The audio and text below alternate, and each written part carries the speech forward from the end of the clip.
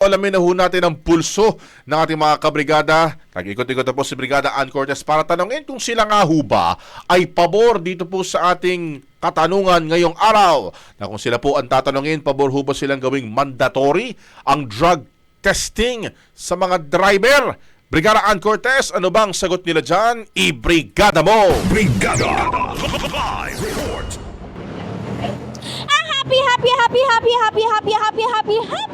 Happy morning mga kabrigada.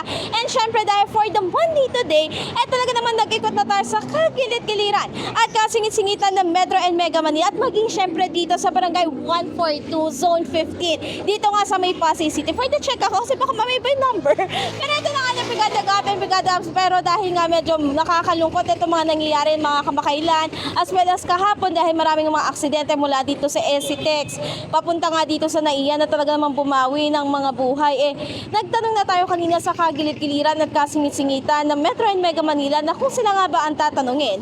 Pabor nga ba sila na gawing mandatory itong pagkakaroon ng drug testing para nga somehow maiwasan, mabawasan itong mismo mga aksidente. At nang matanong natin sila, ito ang kanilang kasagutan.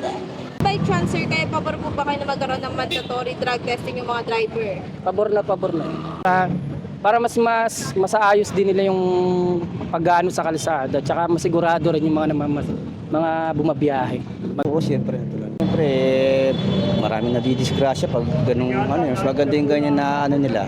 At least at kahit paano naiiwasan. Oo, sangayon ako dyan. Siyempre, kasama din yun sa requirements yun eh. Makakuha ng sa una-una sa lisensya. Pangalawa, sa pagmamaneho, kailangan dapat wala kang influence sa mga illegal drugs. Oo. Dapat sa mga driver. Bakit, sir? Bakit important? Kasi para matino yung utak nila pag nagmamaneho. At ito na nga na Brigada Gab and Brigada Abs, habang nag-iikot tayo, nasaktuhan natin ang isa sa masipag natin, isang makising nating kabrigada na si Kuya. Weng Cuneta po. Ayan. Kuya, taga saan kayo? Taga rito din po. Ayan. Happy morning, Kuya. Good morning din po. Ayan, ito na nga Kuya, no, kasi diba lately as well as kahapon, nagkaroon na naman po ng panibagong aksidente. Like itong sa NAIA na nag-araro po, itong sasakyan nakapang-araro ng mga tao. If by chance Kuya, pabor po ba kayo na gawing mandatory itong pagkakaroon ng drug testing sa mga driver para somehow maiwasan, mabawasan yung mga ganitong aksidente? Opo, dapat po. Kasi para safety ng aming mga pasahero at driver para makauwi po sila ng ligtas at maayos sa kanilang mga tahanan. Dapat po na i-drug test po lahat ng driver, lalo na tuwing mga mahal na araw, tuwing mga peak season, dagsa po ang pasahero. Kailangan po natin siya i-drug test talaga.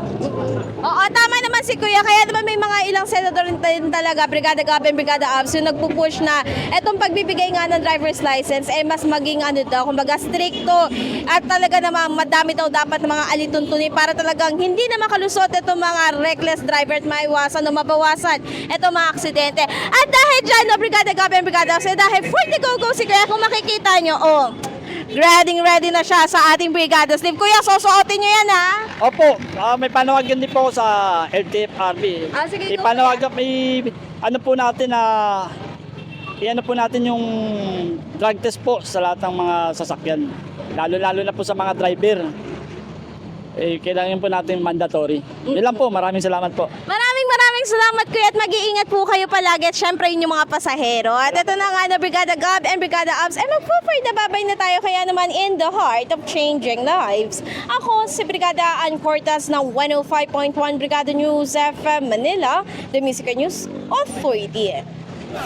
Ang bahaging ito ay hatid sa atin ng Power Cell Salabat, ginhawa ng bawat nangangarap.